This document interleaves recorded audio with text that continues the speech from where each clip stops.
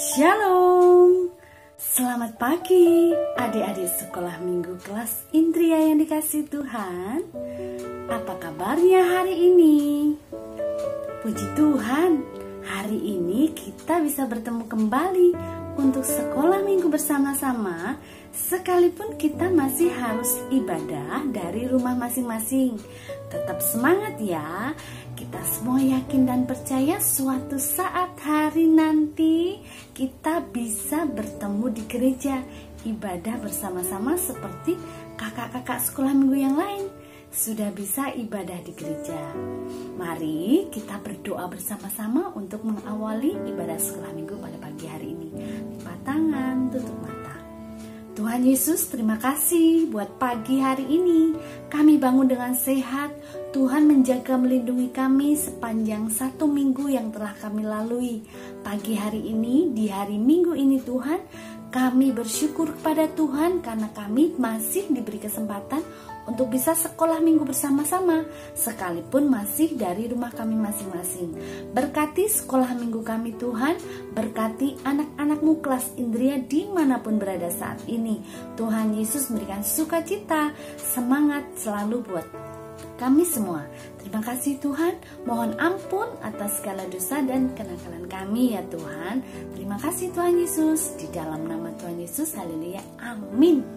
Puji Tuhan, pagi hari ini kita akan bersukacita memuji Tuhan satu pujian. Mari kita sambut Sang Raja. 1, 2, 3. Mari kita sambut Sang Raja. Mari kita puji namanya. Dia yang maha mulia, Dia yang maha kuasa. Yesus, Yesus, Yesus namanya. Puji Hosana, puji Hosana, puji Hosana, mulia namanya. Puji Hosana, puji Hosana, puji Hosana, mulia namanya. Puji Tuhan, pagi hari ini kita akan belajar kembali firman Tuhan, pelajaran kedua dengan judul Keajaiban Janji Kelahiran Sang Pembuka Jalan. Firman Tuhan pada pagi hari ini diambil dari kitab Lukas pasal 1 ayat 5 sampai 25 dengan judul perikop Pemberitahuan tentang kelahiran Yohanes Pembaptis. Adik-adik yang kasih Tuhan, pada minggu lalu kita sama-sama telah belajar tentang kelahiran Tuhan Yesus. Dan pagi hari ini ternyata sebelum Yesus lahir ada seseorang yang telah disiapkan oleh Allah untuk membuka jalan bagi kelahiran Yesus, membuka jalan untuk pelayanan Tuhan Yesus. Siapakah dia? Kita telah baca bersama-sama dari perikop tadi, pemberitahuan tentang kelahiran Yohanes Pembaptis. Yohanes Pembaptis itu adalah yang diutus Tuhan untuk membuka jalan bagi pelayanan Yesus. Ibu Maria, ibunya Yesus, punya saudara namanya Ibu Elisabet. Ibu Elisabet punya suami namanya Bapak Zakaria, seorang imam, orang yang dipercaya untuk melayani pekerjaan Tuhan waktu itu di Bait Suci. Bapak Zakaria dan Ibu Elisabet sudah berumur, sudah tua, dan Ibu Elisabet itu mandul. Mandul berarti tidak bisa punya anak. Mereka tetap setia, sekalipun mereka dinyatakan mandul, mereka tetap setia berdoa kepada Tuhan, minta pada Tuhan untuk diberi keturunan, untuk diberi anak. Kemudian suatu saat ketika Bapak Zakaria mendapat giliran melayani di bait Allah, sebagai pembakar kemenyan.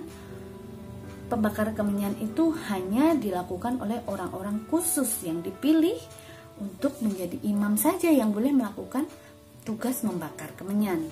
Kemudian ketika Bapak Zakaria masuk ke dalam bait suci, bait Allah, seorang malaikat menampakkan diri kepada Bapak Zakaria. Lalu Bapak Zakaria kaget. Hah! Dia kaget. Loh, kenapa ini? Ada apa ini? Siapa ini? Kemudian malaikat itu berkata kepada Bapak Zakaria, "Jangan takut, hai Zakaria, sebab doamu sudah dikabulkan.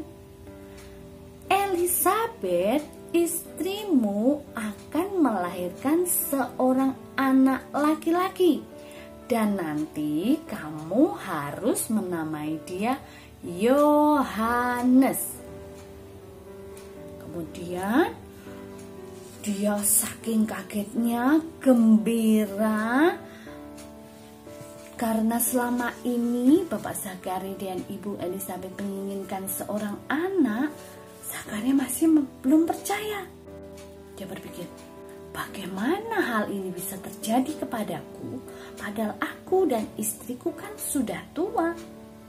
Karena ketidakpercayaan Bapak Zakaria, maka malaikat Tuhan yang bersama dengan dia saat itu mengatakan bahwa dia akan menjadi bisu. Bisu itu tidak bisa bicara.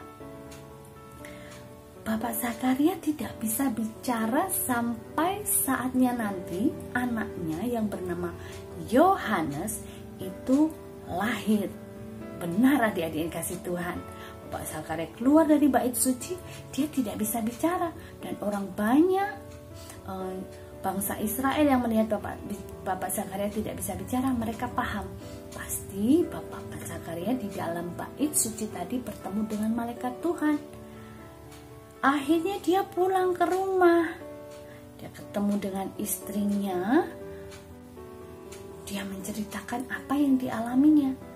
Kemudian waktu berlalu, Ibu Elisabet mengandung, dan tiba saatnya, waktunya bagi Ibu Elisabet untuk melahirkan. Ketika lahir, orang-orang berkumpul semua di rumahnya Bapak Zakaria, Ibu Elisabet. Kemudian orang-orang bertanya, "Lah, siapa nama anak ini? Siapakah namanya ya?" Kemudian Bapak Zakaria dan karena Bapak Zakaria saat itu masih bisu, maka Bapak Zakaria menuliskan sesuatu. Dia tulis bahwa namanya adalah Yohanes. Semua orang yang ada di situ menjadi heran. Loh, nama Yohanes ini tidak ada di dalam silsilah keluarga Bapak Zakaria maupun Ibu Elisabet. Namun mujizat terjadi ketika selesai Bapak Zakaria menulis, namanya adalah Yohanes. Kemudian ia bisa berbicara lagi. Ia sudah tidak bisu lagi karena dia telah menyatakan iman percayanya kepada Tuhan. Dengan dia taat kepada Tuhan, memberi nama Yohanes kepada anaknya sesuai dengan firman Tuhan yang disampaikan oleh malaikat Tuhan saat itu. Ketika Bapak Zakaria bisa berbicara kembali, dia bersukacita. Ada keajaiban besar yang terjadi.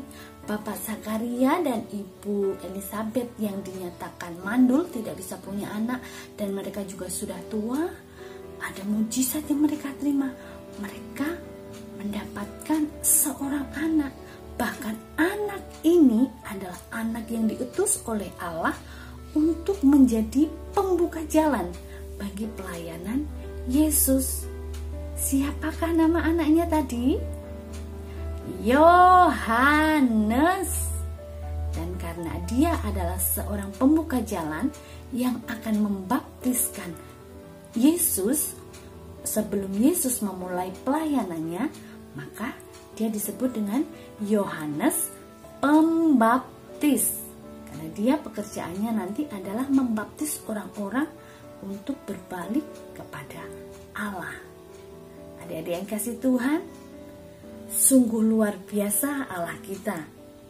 Ia melakukan banyak hal ajaib di dalam keluarga Bapak Zakaria dan Ibu Elizabeth. Semuanya itu karena Allah punya rencana yang indah, yaitu mempersiapkan hadirnya seorang anak yang bernama Yohanes, seorang yang kelak akan melakukan tugas yang besar, yaitu mempersiapkan pelayanan Tuhan Yesus di dunia. Seperti halnya keajaiban yang dialami oleh Bapak Zakaria dan Ibu Elizabeth, Tuhan juga mengerjakan keajaiban di dalam kehidupan kita saat ini. Keajaiban yang kita alami tidak harus kejadian yang spektakuler, yang wow, yang besar. Ketika kita sakit, kita berdoa pada Tuhan, lalu secara ajaib Tuhan menyembuhkan kita. Nggak perlu nunggu lama. Kita sakit, kita berdoa sama Tuhan, sehari 2 hari kita langsung disembuhkan. Itu juga sebuah keajaiban yang Tuhan nyatakan di dalam kehidupan kita. Lalu banyak juga keajaiban-keajaiban yang Tuhan sediakan untuk anak-anaknya yang percaya kepadanya. Adik-adik yang kasih Tuhan, jangan lupa untuk kita selalu percaya, berharap pada Tuhan, bahwa Tuhan yang kita sembah adalah Tuhan yang sanggup melakukan perkara-perkara yang ajaib di dalam kehidupan kita. Puji nama Tuhan. Kita mau kerjakan, adik-adik buka lembar pekerjaan adik-adik, halaman baliknya. Di situ ada 3 kata. Susunlah dan tulislah dengan benar apa yang ditulis Zakaria. Yohanes namanya adalah. Kita kerjakan bersama-sama ya. Apakah jawabannya? Kata pertama adalah, apa yang tadi yang ditulis oleh Bapak Zakaria? Ada yang ingat? Iya, namanya adalah Yohanes. Dan yang bawah kita buka, yang bawah kita kerjakan bersama-sama juga. Berilah tanda centang untuk yang benar dan tanda X untuk yang salah. Di dalam peristiwa kelahiran Yohanes, aku kagum pada Allahku yang 1, menyediakan. Betul apa salah? Sesuai cerita tadi apa enggak? Enggak, berarti disilang. Yang kedua, menepati janji. Betul apa salah? Betul, berarti kita kasih tanda centang. Yang ketiga, menyembuhkan. Cerita di dalam kelahiran Yohanes tadi? Tidak, kita silang. Berbohong, pasti tidak, kita silang.